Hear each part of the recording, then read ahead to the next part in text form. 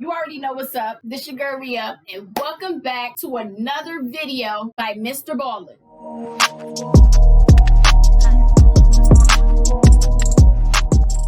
Okay, the name of the video that we'll be watching today is called Top 3 Scariest Internet Booby Traps. And I already know by the end of this video, the way I feel about certain shit, it's gonna change. So without further ado, I don't know why I always do this. I don't know. Get back, relax, and let's enjoy this goddamn video. Today's video is a reminder that there are horrible people on the internet that will take advantage of you if you're not careful. And so who better to sponsor today's video than NordVPN? NordVPN masks your internet identity, allowing you to surf the internet anonymously, protecting you from things like cyberstalking, identity theft, and hacking. When I was in the SEAL teams, they made us use a VPN anytime we were traveling. And so I used NordVPN pretty much the whole time I was in the military. And then when I got out again, I just kept using it because I became so accustomed to protecting my identity when I was online. And now is a great time to sign up for NordVPN if you're not already, because we got you a 68% discount. That means it'll be like $3 a month. And if you sign up now for the 2-year plan, they will throw in an additional month for free. And there's a 30-day money-back guarantee, so there's virtually no risk, besides you not using the VPN and getting taken advantage of. So if you want to protect yourself against some of the creeps that I'm going to talk about in today's video, click the link in my description that is nordvpn.com/Mr. Ballin, or use the code Mr. Ballin. That is again nordvpn.com/Mr. Ballin, or use the code Mr. Ballin. Also, I just found out the like button does not use NordVPN, or any VPN for that matter, so please hack their computer and steal their identity. All right, let's get into today's stories.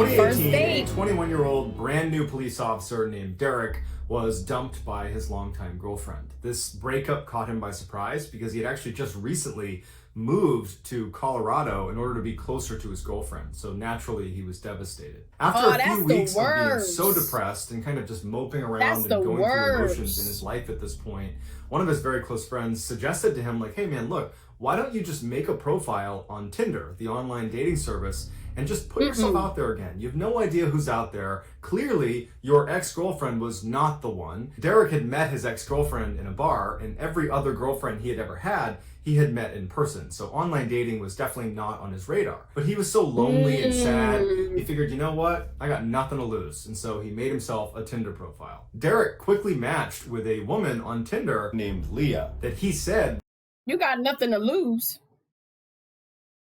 How about your life?" All I'm saying is meeting someone. I heard a lot of scary Tinder stories. Okay, I don't do the dating app. I don't do it. No, I don't do it. But Facebook and Instagram and Snapchat, all that stuff, it's kind of like a dating app, yes. So you know what? I can't even really say that. But yeah. Let's just see how this goes. Was way out of his league, but he wasn't complaining. They chatted for a couple of weeks and they got on great, and so they wanted to get together and actually meet each other in person. But Leah lived well over an hour away from Derek's. There wasn't a natural meeting place, and they're going back and forth about where they want to go. And finally, Leah just says, hey, why don't you just come to my town? There's this great park that I go running in all the time, and they have this awesome field that's on a slope, and you can lay on it and look up through the trees and you can see the stars. And so that would be a cool thing to do on our first date, go stargazing together. So the date night finally came, and Derek was really excited. He was nervous too, because even though they talked on the phone, this is the first time they're going to see each other. And so the plan was he was going to drive out to her town and actually pick her up from her work. She worked at a hair salon, and from there they would make their way over to this park. And so Derek pulls up to the hair salon right as Leah is coming outside, and she's all excited and she's waving to him. She runs over and she gets in the car and they hug and kiss on the cheek. And it's like they knew each other, but they didn't know each other because their entire relationship was online or via texting or a phone call. And so it's like they had history, but they didn't. But either way, Derek was really happy, and it seemed like Leah was too. From the hair salon, it was a pretty short drive to this access road that was going to bring them into this park. And when Leah told him to make this turn, it didn't look like a very well marked trail or even a marked park. It looked like this kind of random access road that Derek would not have associated with a big public park, but he doesn't know the area, and so he turns and he starts heading down this road, and the road went from cement to dirt pretty quickly, and this whole time he's thinking to himself, like, did I take a wrong turn? Does she know like where she's going? This does not feel like the way you drive in. If you feel like that, then your ass should have made a U-turn. I don't give a damn about how she feel. If I don't feel comfortable, I'm busting a Yui. I'm busting a Yui and we going back, okay? And I'm gonna drop your ass off at the hair salon, okay? Because clearly something ain't right. So we gonna turn around, I'm taking your ass back to work and I'm gonna go on about my way and act like this never happened. Okay? No way. Into a big park, the way she was describing. Finally, they land back on cement and they're actually on this road that's right up against this huge field. And so right away, Derek's stress is gone because now it's confirmed in his mind that, okay, that's a weird way to get into this park, but here's this huge, amazing field, and we're back on a real road, and everything's good again. Derek asked Leia, where should they park? Because they're on this really narrow road, and there didn't appear to be a parking lot. There also didn't appear to be anybody else on this field or on this road. See? No. It's this huge, open, beautiful space, but it did not look well populated or like it was well traveled. But she said, just go right up there. There's a small lot you can pull into. And so Derek starts going up this road and he sees maybe 300 feet ahead of him are dim headlights of another car making their way down the road towards him. And now it was dark enough that he couldn't really make out what kind of vehicle it was. And so he didn't know if it was going to be some big truck or something like that. And so what he did is he just pulled over as far to the side of the road as he could to allow this vehicle to other pass, car, even though there was a fair amount of distance they would need to cover before they were passing him. He figured just give them the right of the road. And so as they start moving forward, you can see that it's actually this big van and they're moving pretty slowly. And he's just kind of waiting for them to pass. And he's not thinking anything of this. He's thinking that this is just another person at the park. And this van, instead of passing him, actually turns at the last second and almost goes bumper to bumper with Derek's car. He doesn't crash into it, but he stops just in front of Derek's car. To stop and so him Derek from is moving. a cop. He's a brand new cop. And he's super aggressive. He really believes in his training. And so as soon as this guy stopped in front of him and blocked the path for him, red flags are going up for Derek, and he knows something's wrong with this van. And instinctively, he says, Leah, stay here. He grabs his flashlight that he kept right in the center console, and he jumped out of the car and went right to the driver's side door of this van to confront this guy. And when he got up to the driver's side door, it was this really big guy who looked pretty startled to see Derek come charging up to him with his flashlight. And Derek's like, what are you doing, man? What are you blocking me in for? And the guy's like, oh, hey, sorry, I'm the caretaker here of this whole property, and we've had an issue with poachers in the area, and I was concerned you guys were poachers. It doesn't look like you're poachers, though. And Derek's like, no, we're not poachers. We're going stargazing. I'm on my first date here. And the caretaker's like, I am so sorry. Please get back in your car, go and enjoy your night. And at that, he backed up, did a 3-point turn, and drove right back up that road where he came from and disappeared down on the other side of the hill. Derek stood in front of his car for a couple of minutes, making sure this guy was gone. And then he turned around and he got back in the car and he kind of joked with Leah. And he's like, yeah, he thought we were poachers. I guess you look like a poacher to him, and that's why he stopped us. But when he looked over at Leah to react to his hilarious joke, she wasn't paying attention to him. She was just furiously typing away on her phone, which Derek did think was a little bit odd. You'd think that she'd be more interested in this strange thing that just happened. Some weird guy just blocked us in and I'm confronting him. You'd think she'd be interested in that on some level. She might want to know what I said to the guy and what he said to me. Yeah, exactly. She didn't seem to care. She was just really invested in. But she could have been texting, to let someone know what was going on and was scared, and giving them the details of what area, they was at. So if something happens, that's where they are, So I'm giving it the benefit of a doubt. But based off the music in this video and Mr. Ballen's videos, that's not how it's going to go. That's not how it went. I guarantee that's not how it went. I never seen this video, but sometimes you just know some shit is about to pop off. So I can't wait to hear the rest. Typing on her phone. And so Derek thinks whatever and just throws the car back in drive and continues up the trail the way they were going before they were stopped. So Derek continues down the road just a little ways until he sees a little dirt lot that's butted up against this huge field they're going to be hanging out on for the night. And so he pulls into the lot, backs into a space, and he and Leah get out and they put a blanket out right next to the car but on the grass on the hill. And they get their food out and their wine out and they sit down, and very quickly they start swapping stories, and they're laughing and they're stargazing and they're having some wine, and everything's really great. After about an hour, it's totally dark outside, and Derek is laying on the hill facing back towards his car and towards the road they were on, and he notices to his left, up at the top of the hill, so the same area where the van had come from originally and where it went back to after they spoke that one time, Derek is looking out there and he sees headlights, and it's the van. And now the van is driving down the road, not leisurely like it was before, but they are flying down the hill. And before Derek or Leah have a chance to react to this van barreling down on them, it comes flying into the parking lot and practically hits his car and comes to a stop where it's boxed his car in. So even if he got in his car, he couldn't drive away. And so Derek jumps up, Leah jumps up, and the guy, the caretaker, the nice caretaker he talked to before, he hops out of the driver's seat and he walks around the front of the van. He's got this pipe in his hand and he looks at Derek and he's like, "Give me your keys and your wallet." And again, Derek is this brand new cop. He's 21 years old. He's not about to let this guy push him around. And so he doesn't do anything at first. He doesn't know what he's going to do, but he doesn't do anything at first. He just looks at this guy and he shows him that I'm not just going to fall over because you told me to. But then Derek is given a huge curveball when Leah, his date, stands up and runs over to this guy and stands next to him and turns around and looks at Derek and goes, "Come on, give us your keys and wallet." And Derek's like, "Great, I'm getting set up by my date who I've spent the past 2 hours with, I had a connection with this girl." And so now Derek is just standing there doing nothing, not to be tough, but because he's in shock. He feels so betrayed by Leah, and he just feels like, how could this have happened? And in that moment, Leah walks to the back of the van and she gets a metal pipe. She comes back around and she goes, "Derek, give us your keys and your wallet. We don't want to have to hurt you." And this is when Derek looks at them both and he goes, "No."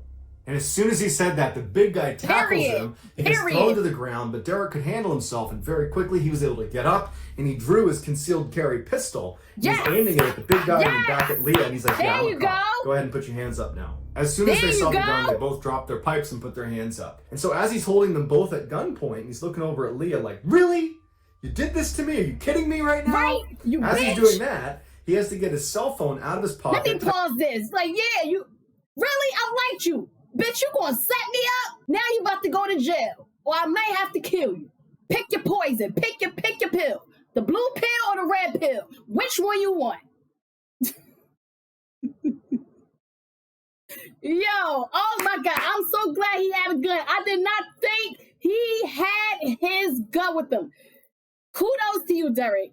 Kudos to you. Never leave without being strapped. Dispatch and had to say who he was, what his badge number was, what happened, and where he is. And where he is was difficult to describe. And so as he's trying to explain these directions, and he's saying, "Oh, yep, go left at the light, and then there's a gas station there. Yeah. You're gonna go up this field, you're gonna see me, I got these 2 people at gunpoint." As he's doing that, Leah and the caretaker look at each other, and they just turn around and bolt.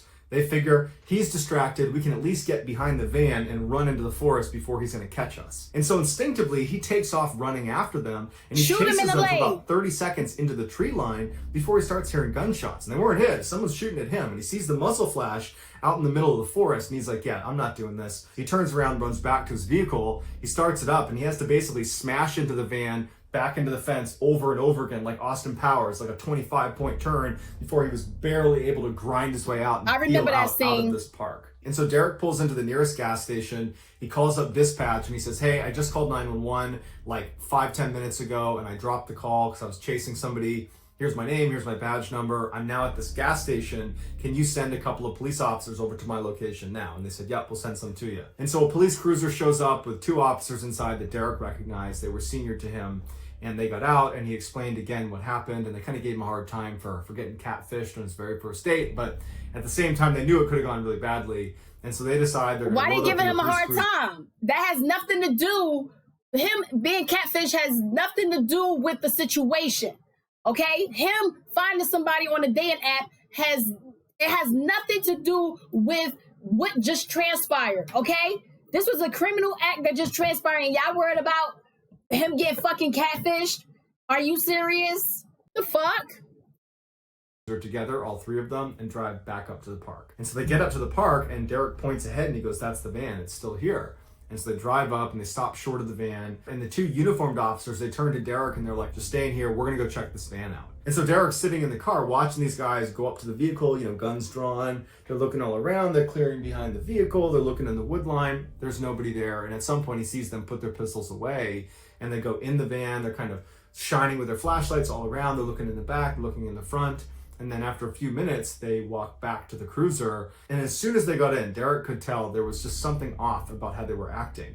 When they were down at the gas station, they were kind of joking around with him. Now, whatever they had seen in the van was definitely not something they were going to joke about. And they turned to him and they're like, the back of the van, it was just knives and saws and pistols and rifles and lighter fluid and chains and handcuffs and duct tape. It was just awful. And it looks like there might even be blood on the ground. The two officers immediately called in additional backup, and before long, it was a full-fledged circus around this van of a crime scene investigation unit and other police officers, spotlights set up, and they went out looking in the woods for these people, but they never found the guy, they never found the girl, and Derek would tell the other investigators, hey, she works at this hair salon, like right down the road, I picked her up there.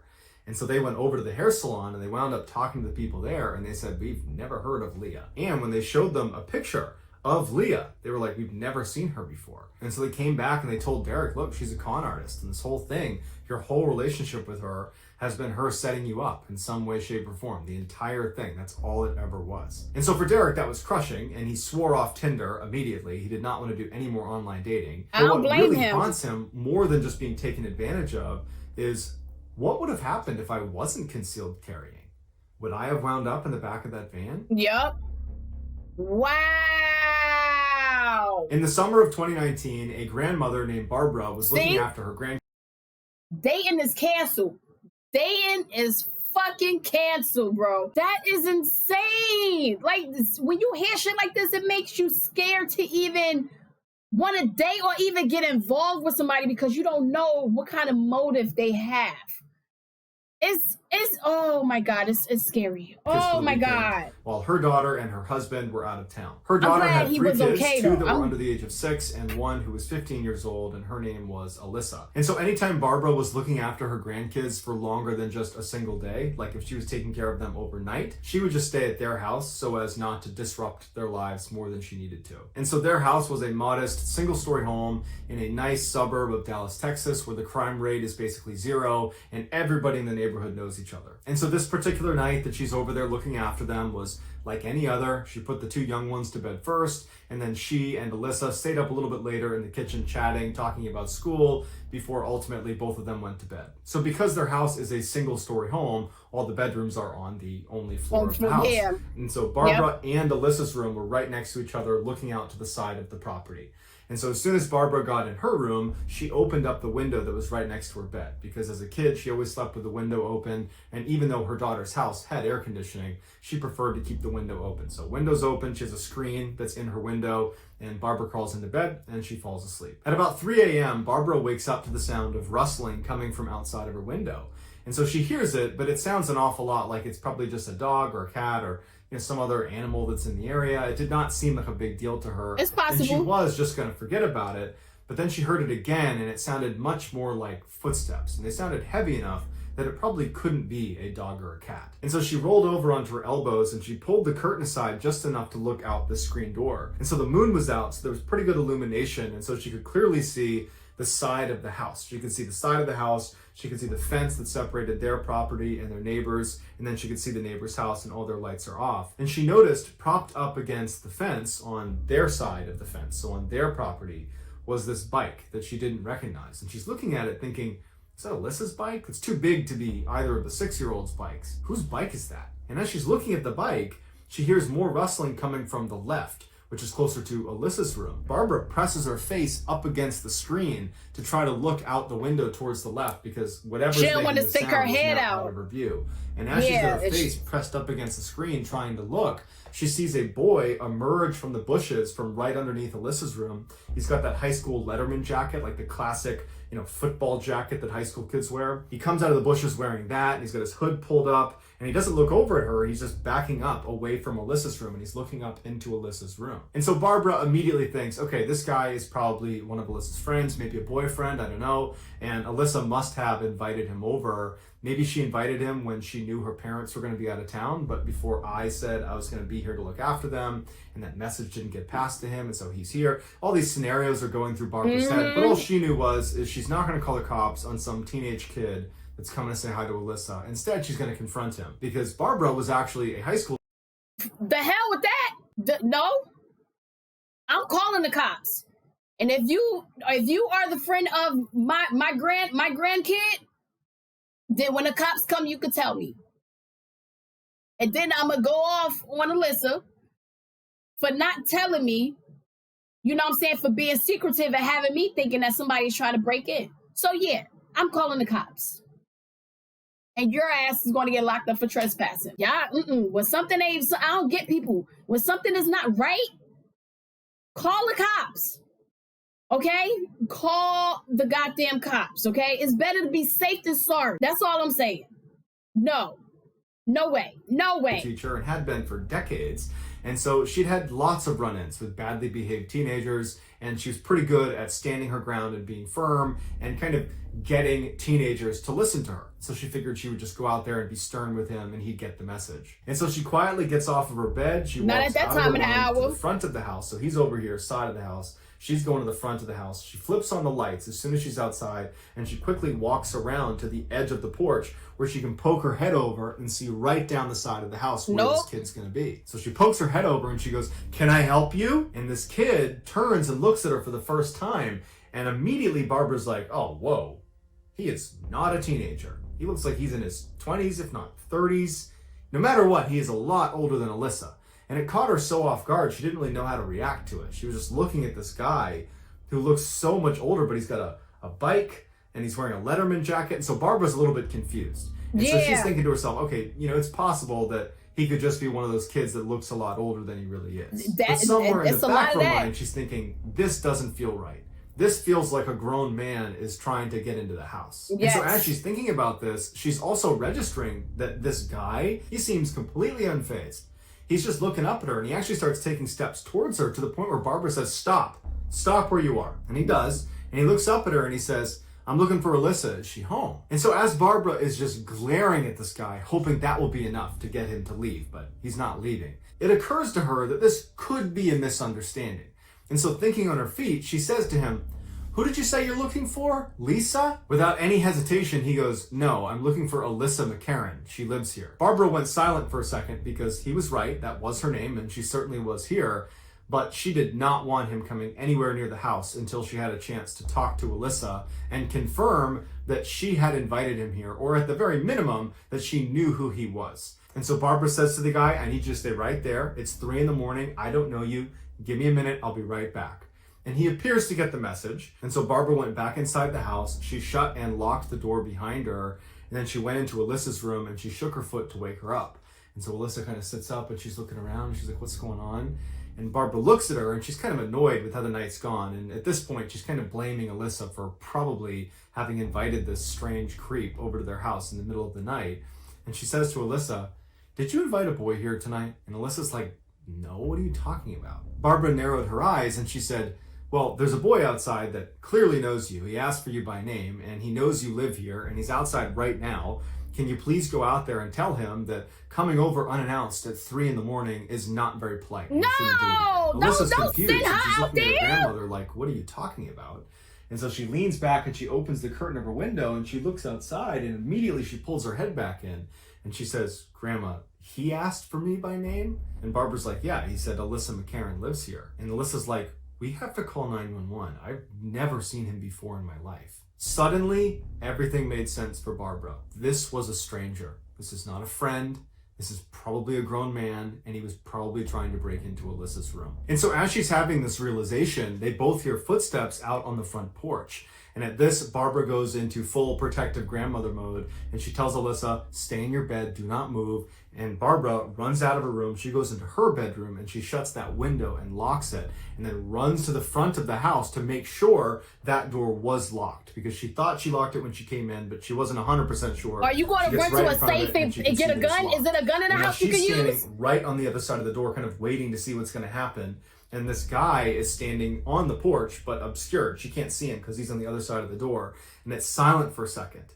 And as she's standing there just waiting for something to happen, she hears knocking on the door. And it startled her when she heard it, and she yelled out, "There's no Alyssa McCarran here. You have the wrong house. You need to leave or I'm calling the police." And the knocking stops for a second, and he says, "I know Alyssa lives here. Tell her to come outside." He goes back to knocking, and Barbara picks up her phone and she calls 911, and she intentionally talks really loudly into the phone, making it very obvious she is calling the police. And very clearly this guy picked up on what Barbara was doing, because the knocking stopped and she saw him through the little slit of glass next to the door run to the left of the house, back towards the side where his bike was. And so Barbara, while on the phone, runs into the bedroom where she was sleeping, and she looks out the side window, and the last she sees of this guy is riding his bike across the street. And then he stops next to an SUV, and he opens a trunk, and he throws the bike in the trunk, and he gets in the passenger side of the car, and they drive off. Which means whatever he had planned to do with Alyssa, or whatever he was doing this night, he had an accomplice. The police show up a couple minutes later, and at this point, this creep and whoever he was with are long gone,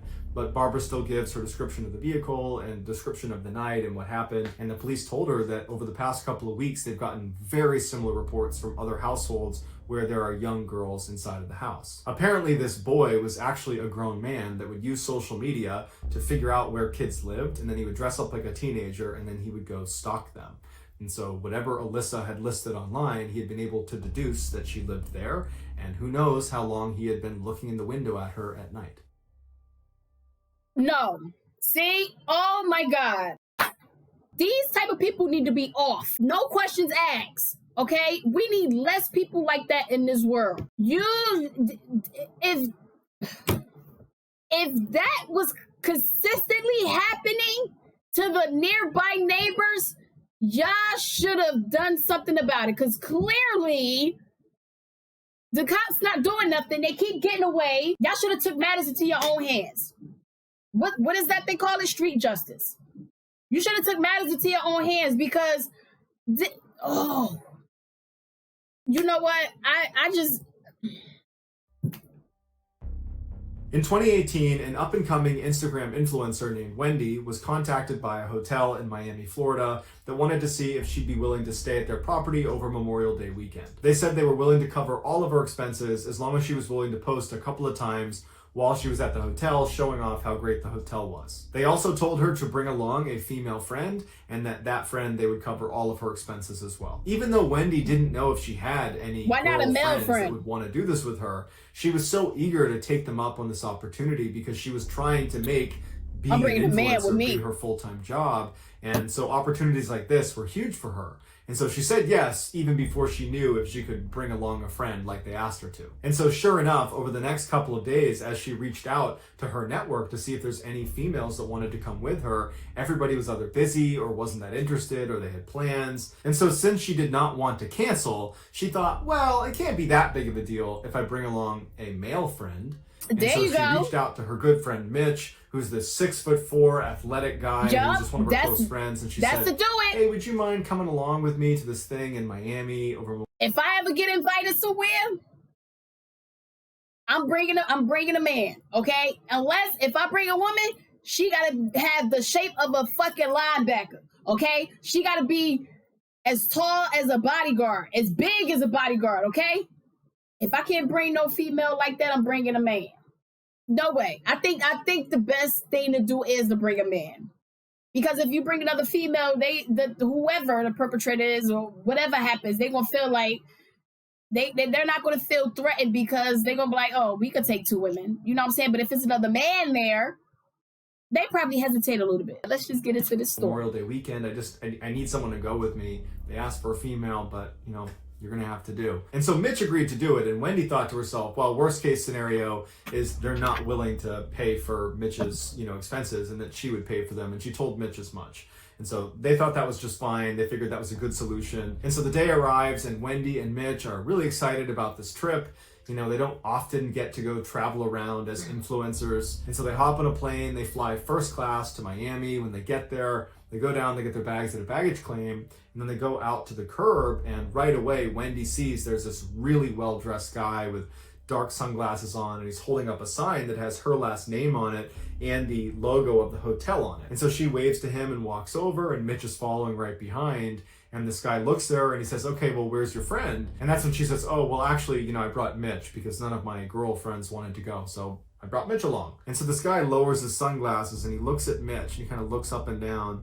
Then he puts his sunglasses back and he turns and he walks towards this beautiful black SUV that's parked right up against the curb. And so Wendy and Mitch follow him, and this guy opens up the back door and Wendy and Mitch get in. The guy takes their luggage and puts it in the back of the vehicle and shuts it. And as soon as Wendy and Mitch sit inside of this car, the driver is visibly upset. He's kind of ranting and raving, and the front passenger window I bet you ain't see that coming, and fucker. so Wendy and Mitch assumed he must be yelling at someone outside of the vehicle, like this guy that had just picked them up. He must be communicating with him somehow. He can't possibly be yelling at us. We just got here. We don't know him. But sure enough, as they kind of are tuning into what he's saying, he has a very thick accent, and he's saying, where is the other girl? You're not supposed to have a guy. It's two girls. Not one girl, one guy, it's two girls. Red flag. Where is the other girl? As Wendy is hearing this, she feels so uncomfortable, not just for herself, but for Mitch too. Yeah. Because she asked him to come along and had said, oh, it won't be a big deal. They won't mind.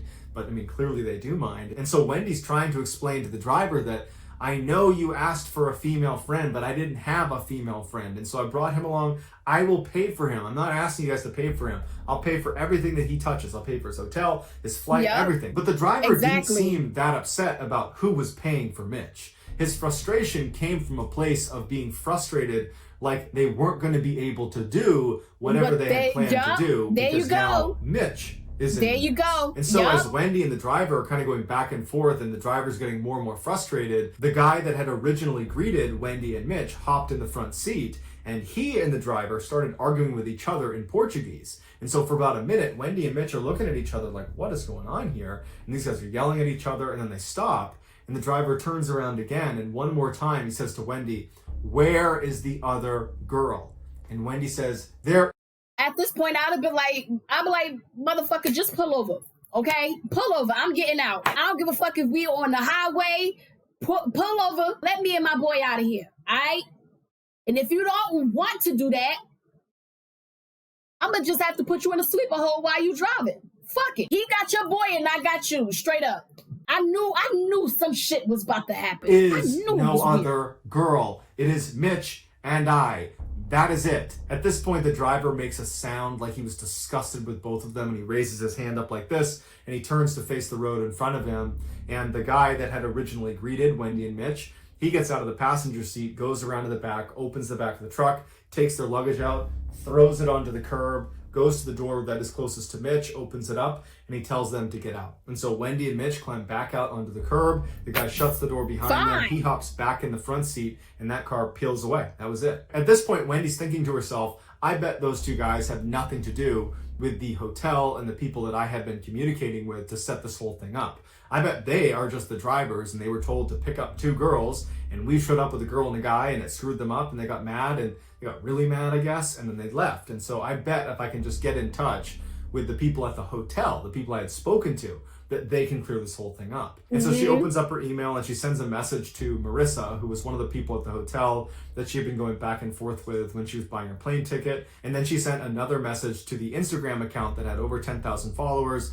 that she had been going back and forth with quite a bit, that had actually originally reached out to her. And so for a couple of minutes, Wendy is watching her phone, waiting for a response. And at some point, Mitch says to her, by the time we get a response to either your, Instagram DM or your email, we probably could have just taken an Uber over to the hotel and spoken to them directly. So why don't we just go do that? And so they agree, they hop in an Uber, and they drive the short distance to this hotel. And as soon as they get out, Wendy notices something that at the time did not seem like a big deal, which was the logo of the hotel, the one in real life right in front of her. It was a little bit different than the one that is on the Instagram page, the one she'd been talking back and forth with. That was their profile picture. It's different than the one in real life. And so that stood out to her just because she had looked at that page a number of times. But it was definitely the same hotel, and so she didn't think much of it. And she and Mitch walked inside right up to the front desk, and Wendy asked to speak with a manager. And shortly thereafter, a manager comes out, and she asks Wendy and Mitch to come into her office. They go inside and she says, okay guys, what's going on? What do you need? And so Wendy explains the framework of the deal she She had negotiated with Marissa, and she said, look, when I got to the airport, the guys that picked us up were incredibly rude, and